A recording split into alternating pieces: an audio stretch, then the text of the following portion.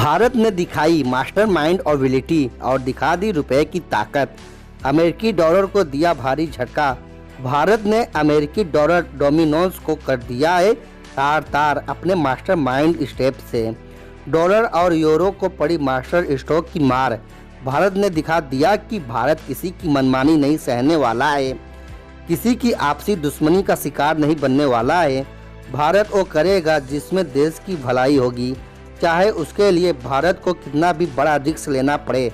दोस्तों, भारत वो देश है जहां माएँ अपने बच्चों को यह कहकर पालती हैं कि सर कटा देना मगर सर झुकाना नहीं। तो ऐसा देश भारत एक करेंसी के सामने कैसे घुटने टेक सकता है? एक करेंसी की डोमिनोज के कारण कैसे किसी के सामने अपना सर झुका सकता है? लगता है मानो दुनिया में युद्ध का एक नया आगाज हो चुका है, मगर इस युद्ध में ना घर बर्बाद होंगे, ना तो कोई तबाही होगी और ना ही किसी की जान जाएगी, क्योंकि ये युद्ध इंसानों के बीच नहीं बल्कि करेंसीज के बीच होने वाला है। तो चलिए आपको बताते हैं कि आखिर ऐसा कौन सा वार किया है भारत ने कि डॉलर की नींव हिल गई है। दोस्तों, बात की शुरुआत यहाँ से होती है कि पूरी दुनिया में जितना भी इंटरनेशनल ट्रेड होता है उसका 85% सिर्फ और सिर्फ डॉलर के जरिए होता है। तो हर देश के पास फॉरेन रिजर्व में यूएस डॉलर होना बहुत ज़रूरी है।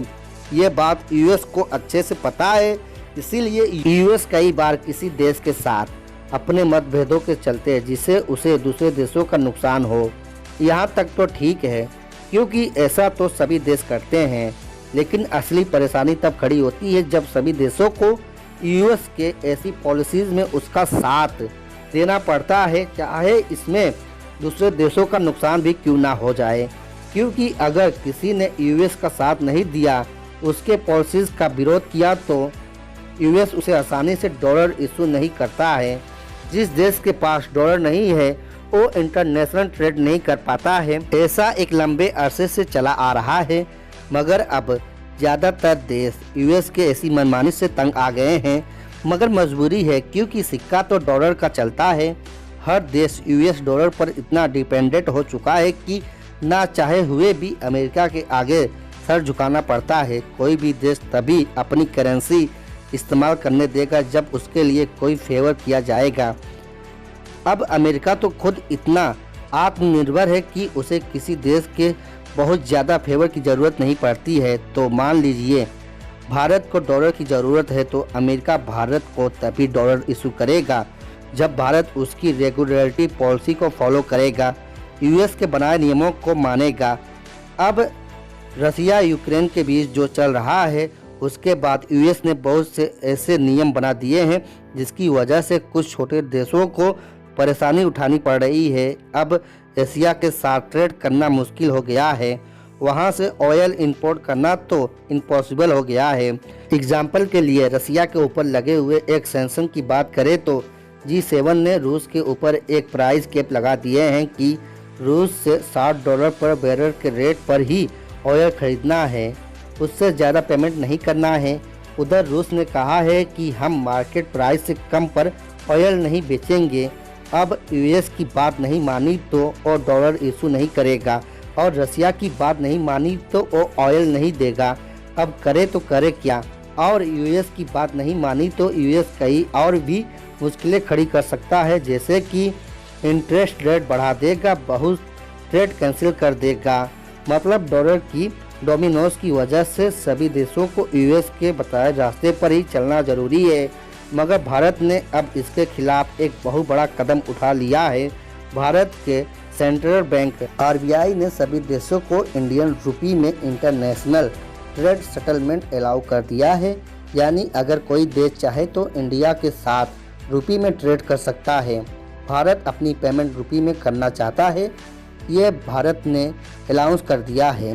दोस्तों, भारत ये कदम जुलाई के महीने में ही उठा लिया था, और आज ये खबर खास इसलिए है क्योंकि बहुत जल्द भारत और रूस के बीच ट्रेड सेटलमेंट होने वाली है। मगर इस बार डॉलर या यूरो में नहीं बल्कि रुपी में होगा। इंडिया ने रसिया के साथ ट्रेड करने के लिए भारत के कुछ बड़े बैंकों में special Austro UP account open किए हैं। उन्हीं अकाउंट के जरिए पेमेंट साइकिल पूरी की जाएगी। दोस्तों ये एक शुरुआत है। दोस्तों भारत ने रूस से मात्र कांटेक्ट नहीं किया है बल्कि रुपये में ट्रेड सेटलमेंट करने के लिए राजी भी किया है और बल्कि कई और छोटे छोटे कंट्री के साथ भी कांटेक्ट किया है। लेकिन अभी तक ट्रेड सेटलमेंट अभी सिर्फ रसिया के साथ ही हो पाई है। ऐसा नहीं है कि रसिया बिना अपने फायदे के ही इस सेटलमेंट के लिए राजी हो गया है। रसिया को भी इंडिया के साथ ये डील करने में फ़ायदा है, क्योंकि रसिया को पता है कि अब और भी कंट्रीज भारत के साथ ये सेटलमेंट करेंगी, तब रुपये के रिजर्व काम आएंगी। और साथ ही रसिया के ऊपर लगे प्रतिबंध के कारण अभी कई देशों के साथ व्यापार नहीं कर पा रही है और यूएस ने रसिया को डॉलर इशू करने के लिए भी ढेरों बैन लगा दिए हैं। तो रसिया भी अब डॉलर से छुटकारा पाना चाहता है। फिलहाल भारत और चीन ही है जो रसिया से पहले की तरह या उससे भी ज़्यादा ट्रेड कर रहे हैं। और रसिया अगर भारत से ट्रेड नहीं करेगा तो यूक्रेन के साथ युद्ध भी कंटिन्यू नहीं कर पाएगा और इसकी जीडीपी भी काफ़ी डाउन हो जाएगी। ऐसे कुछ रीजन की वजह से रसिया भारत के साथ ये ट्रेड सेटलमेंट करने को तैयार हो गया है। दोस्तों रसिया और इंडिया के इस बढ़ती दोस्ती से भारत को एक फ़ायदा और मिला है। दरअसल जब भी भारत को किसी भी देश से सामान मंगवाना होता है, जैसे ऑयल मंगवाना है, तो भारत के पास उसके लिए टैंक या फिर माल ढोने के लिए कोई ट्रांसपोर्टेशन अवेलेबल नहीं है। उसके लिए बस यूएस कंट्रीज़ की मदद लेनी पड़ती है। मगर अब रूस ने अपने खुद टैंक्स बनवा दिए हैं और भारत को ऑफर दिए हैं कि और रूस से ये सब माल ढोने के लिए उधार ले सकता है। तो दोस्तों अब आप लोगों के मन में ये सवाल भी होगा कि इंडियन रुपये तो कोई इंटरनेशनल करेंसी नहीं है, तो रूस को रुपये अपने पास रखने में क्या फ़ायदा होगा। तो दोस्तों उसके लिए आपको ऑस्ट्रो अकाउंट को ठीक से समझना होगा।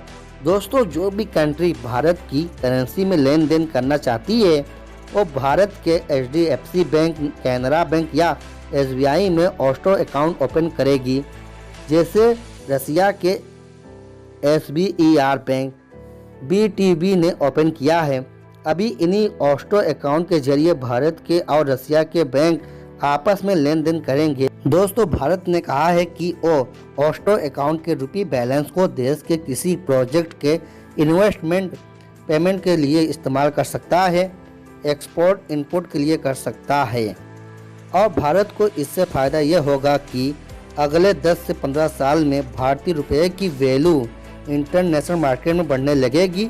जितने देश ऑस्ट्रो अकाउंट खोलेंगे उतनी ही दूसरे देशों में रुपये की वैल्यू बढ़ेगी और उतना ही रुपये इंटरनेशनल होगा। रुपया हर उस देश में अवेलेबल हो जाएगा जिस देश का भारत में ऑस्ट्रो अकाउंट होगा। दोस्तों आने वाले कुछ सालों में भारत को वो फ़ायदा होगा जो ना भारत ने कभी सोचा है और ना ही किसी देश ने सोचा होगा। वैसे क्या आपको क्या लगता है कि बड़ी बड़ी कंट्रीज़ भी क्या भारत का ऑस्ट्रो अकाउंट खुलवाएंगी? तो दोस्तों आप अपनी राय हमारे वीडियो के कमेंट बॉक्स में कमेंट करके बता सकते हैं। और हाँ दोस्तों यह वीडियो आपको कैसा लगा ये भी आप हमारे वीडियो कमेंट बॉक्स में कमेंट करके हमें बता सकते हैं। अगर वीडियो अच्छी लगी हो तो वीडियो को एक लाइक कर दें, चैनल पर नए आए हो तो चैनल को सब्सक्राइब कर दें, बेल आइकन को भी ऑन कर दें ताकि हमारी नई वीडियो जब भी अपलोड हो आपको आसानी से मिल सके। और यह वीडियो जितना हो सके उतना शेयर करें ताकि लोगों को पता चले कि अपने भारत की करेंसी कहां से कहां पहुंच चुकी है। तो दोस्तों मिलते हैं फिर एक नए वीडियो के साथ। बने रहिए आप लोग हमारे इस यूट्यूब चैनल में। तब तक के लिए जय हिंद दोस्तों।